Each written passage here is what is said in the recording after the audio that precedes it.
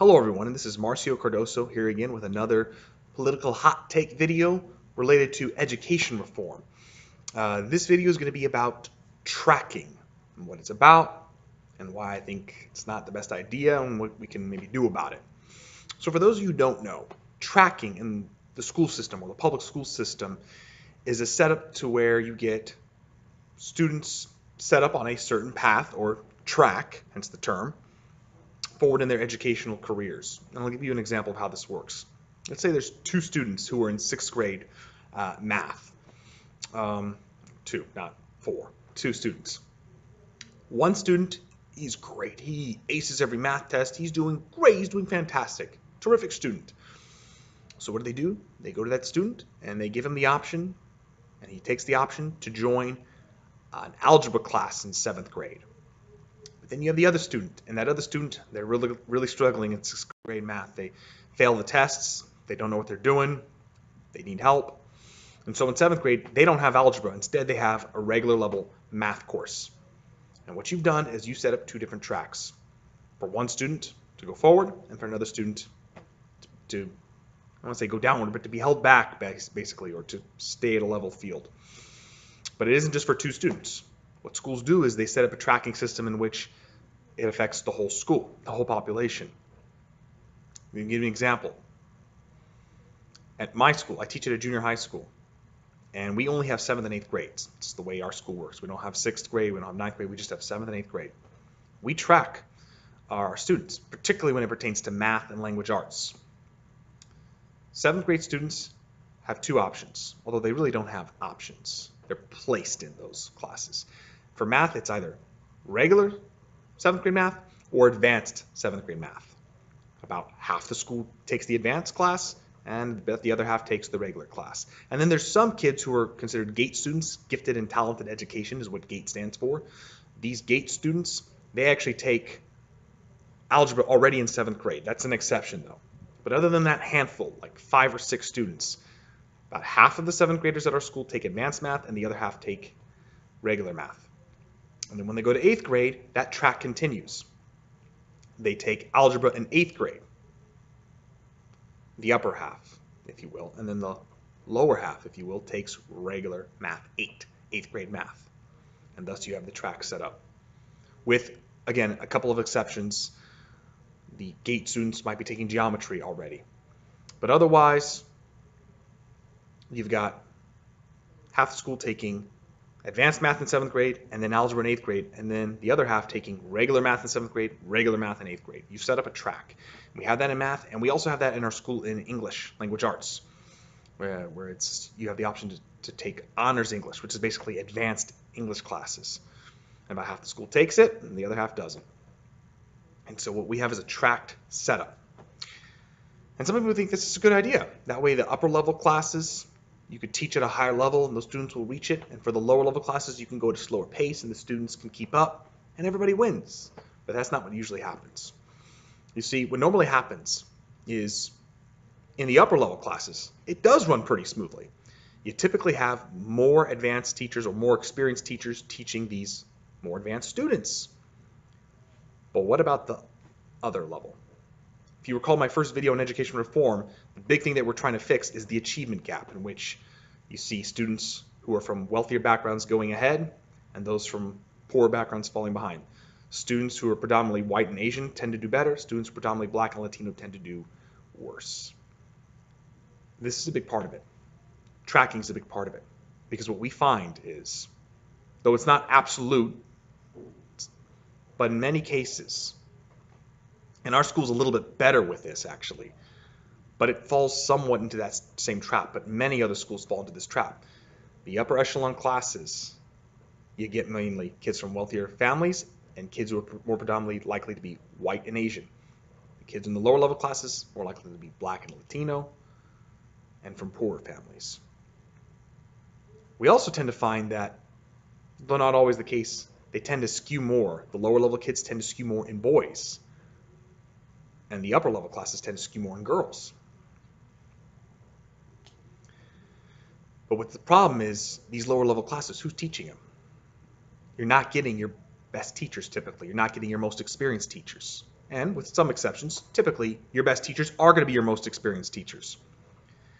The teachers teaching these lower level classes are typically new, just out of the credential program, so they just got their degree and certificate to teach, and now they're being dealt lower level group of students, which isn't easy, because with a lower learning level usually comes a much greater disruption level. Typically, the students who misbehave the most are the students who struggle in classes the most. It goes hand in hand. And so now what you have in these lower level classes is you put a bunch of kids together who have either learning disabilities or struggling with the subject, and they also can be malcontents at times. And as a teacher, you have to put out all these different fires dealing with students acting up and whatnot. And if you have one or two kids acting up, it's easier to manage. But if you have almost half the class acting up, it's a nightmare. And so now almost nothing gets done because the teacher's spending the whole time trying to handle classroom management. And if you're an inexperienced teacher, it's much more difficult to do so because you don't have the tools and the knowledge on how to handle those things. And it becomes very difficult. And as I mentioned, typically those lower level classes tend to skew in favor of boys. And that's a big problem, especially at the level that I teach. I teach at the junior high level. This is the beginning of adolescence. Boys are going through puberty. Girls are going through puberty too, I get it, but trust me, anyone who knows anything a little bit about education or has a son or a daughter, they know. Boys going through puberty, they can be a wreck when you put them all together in a classroom setting. I know this. I've taught in classes that have at times been predominantly female. I've taught in classes that have been predominantly male, and then I've taught in classes where they're balanced.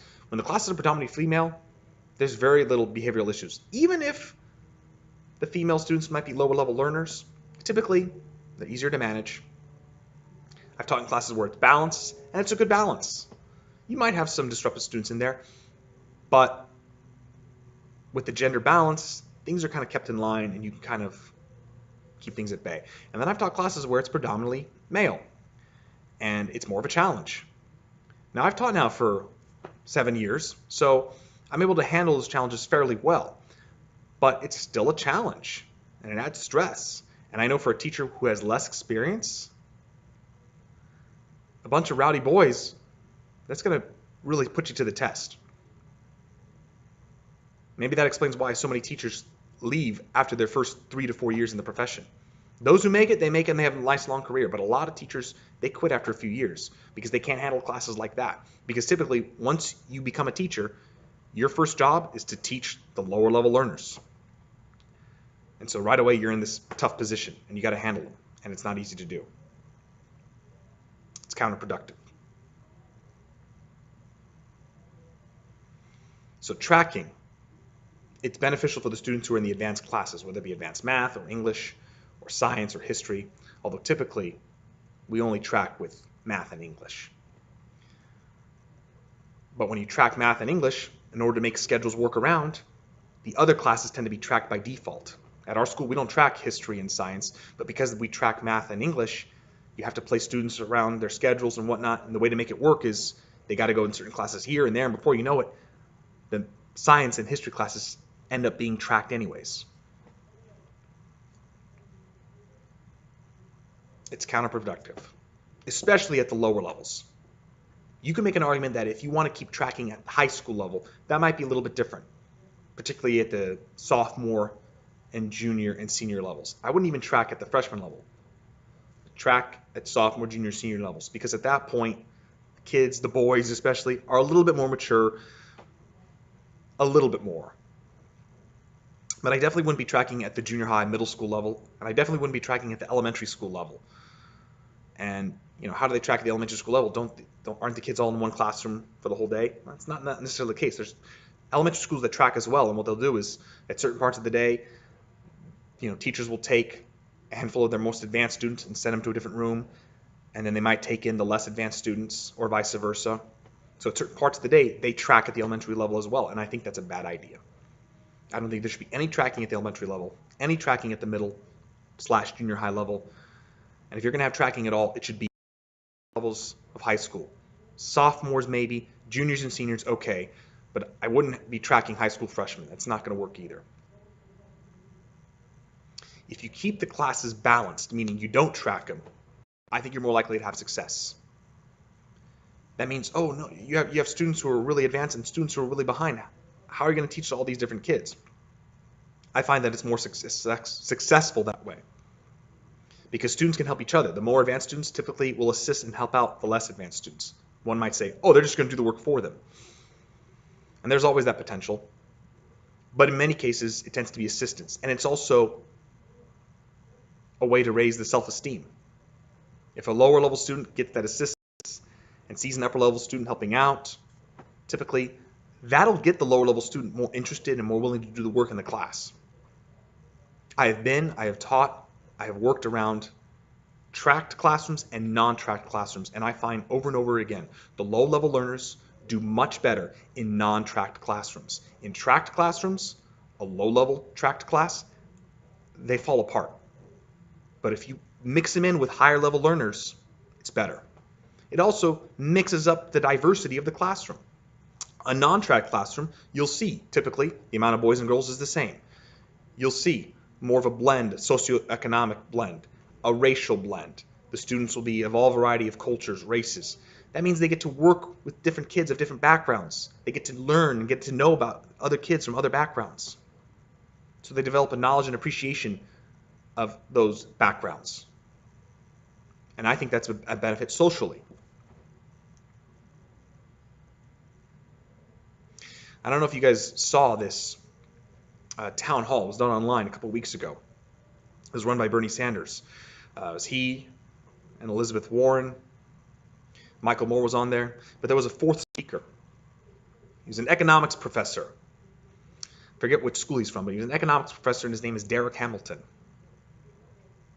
And he brought up how tracking really hurts disproportionately Black and Latino students for the reasons that I just mentioned. And he mentioned him as well in that town hall. It was a very good point because it's true. And Derek Hamilton should be applauded for bringing that up at that town hall. You got to get rid of tracking. You got to have these students blended in together. It allows them to get to know one another. And I'm proof because I've been there, I've seen it. You're going to learn more from a non-tracked classroom than a tracked classroom, particularly in the lower levels. I know parents of students who are in the upper levels of a tracked school might say, well, my kid might be held back. No, they're not. I've seen it. In a non-tracked classroom, you'll teach, you'll get through basically the same amount of information as you get in an upper level tracked classroom. But more importantly, you'll get a whole lot more done in a non-tracked classroom than you would in a lower level tracked classroom. If you get rid of tracking, you're not going to be hurting the upper level kids. You're just simply helping the lower level kids. You're going to close the achievement gap. The students who do well in a tracked classroom will still do well in a non-tracked classroom. They'll still get the same quality education. But now, those lower level students, as opposed to being wasted and not learning much in a lower level tracked classroom, they're going to learn more in a non-tracked classroom. You're also going to be able to retain teachers and make them want to stay, because a brand new teacher coming into a regular non-tracked classroom, they'll have some issues and problems they'll have to encounter, but it'll be a lot more easy to manage them. And a new teacher will say to themselves, hey, I can do this. There's some challenges, but I can do this. Instead of saying, oh, I give up. I can't handle all these kids because I'm in a tracked classroom with a bunch of malcontents who struggle learning. No, I'm in a regular classroom and I can handle this. So that means you're going to retain more teachers, which leads to more and more of our teachers having more and more experience. The system you have now, you have a bunch of kids who fall behind and a whole bunch of teachers that quit the profession within a few years because they can't handle it. In a non-tracked classroom, it's a rising tide that lifts all boats, helps all students and all teachers.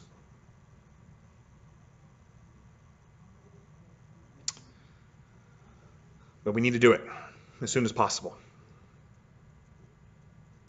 Thank you for watching, and have a good day.